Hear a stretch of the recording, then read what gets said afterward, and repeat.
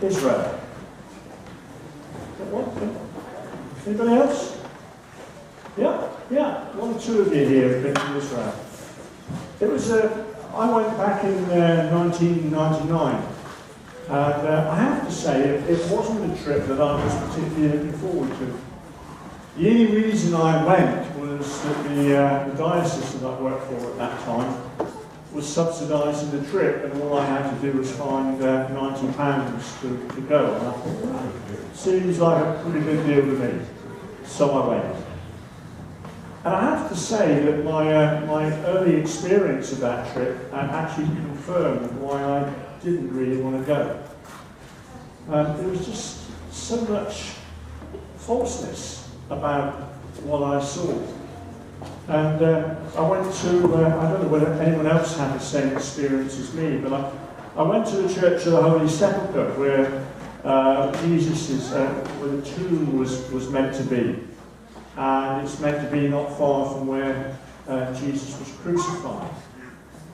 But I went there, and only to find that the priests there were arguing with each other.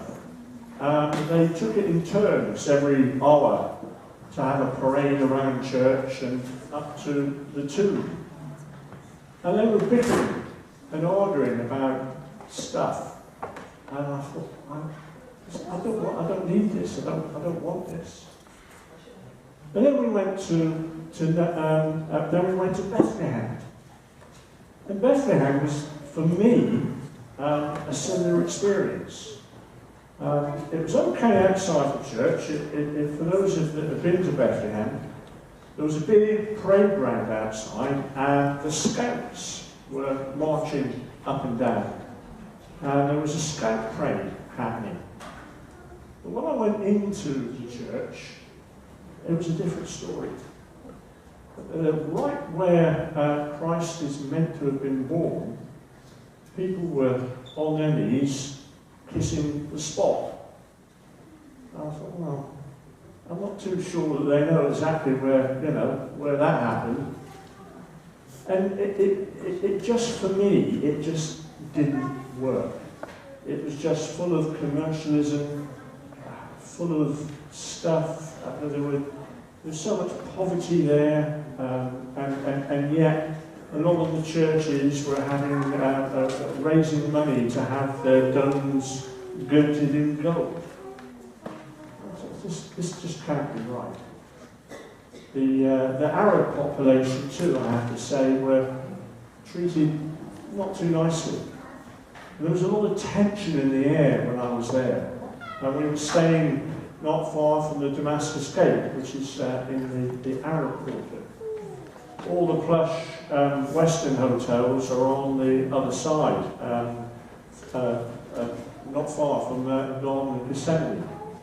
But my hotel that I was staying in was kind of we call it a 3-star-ish kind of hotel. But it was wonderful. The people were friendly.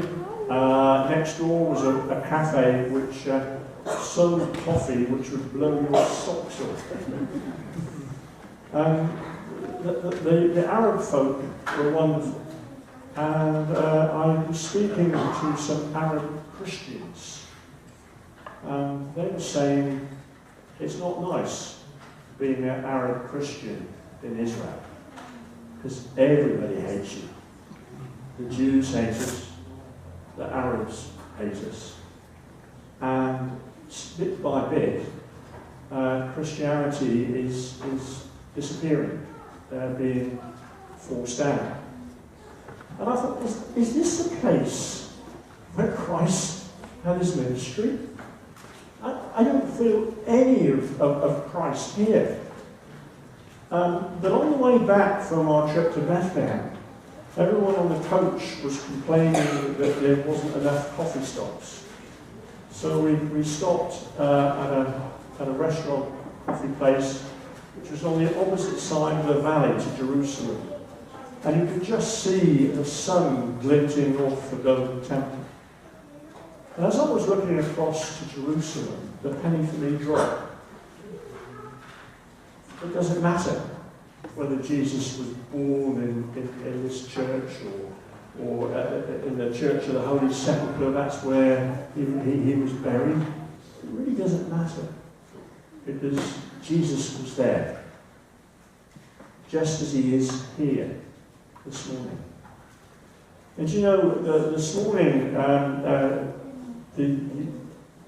one of the things that ministers always fear is when we try something new, no one will turn up. And we tried something new this morning. We had a sunrise service in Dieppe Park. And I was just blown away by the number of people who turned up, who were there worshipping the risen Christ. And for me, at that moment, there was a real sense that Jesus, by his Spirit, was with us. Was with us in that park, just as he is here today. But what's the point of all this? What's the point of that kind of story about my travels? Well, there's in our reading from Acts, there is a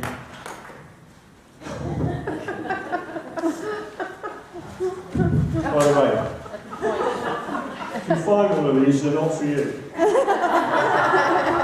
They're for the kids, all right?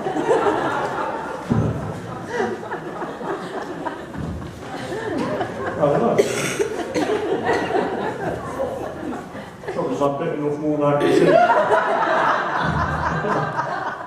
Not the first time. But anyway, verse 43, all the prophets testified about him, that everyone who believes in him receives forgiveness of sins through his name. Now that to me is just wonderful, because it means that actually I don't have to be good to get into heaven. Because if I had to be good to get into heaven, I would not make it by a long shot. People in this church will tell you that sometimes I can be a difficult so-and-so. I can guarantee you, if you have about 2 or 3 hours to spare after the service, my wife Pat and daughter Laura will tell you a few things. So I'm not the best guy in the world. People seem to think if you wear a collar around your neck, you should have a halo on top of your head. Well, mine slipped a long, long time ago, let me tell you. For me, my life, my walk with Jesus is work in progress. And I'm pretty sure I'm not going to get to the end of the road before I go to glory. But I try. And Pat will tell you I'm very trying. Well, I do try. And somebody, after our Good Friday service, said to me, Colin, you're talking about forgiveness, but he said, I say to God, I'm sorry, because he said that there's things that I want to get rid of that I know aren't right. And he said, I say sorry, God, I didn't mean to do that, forgive me.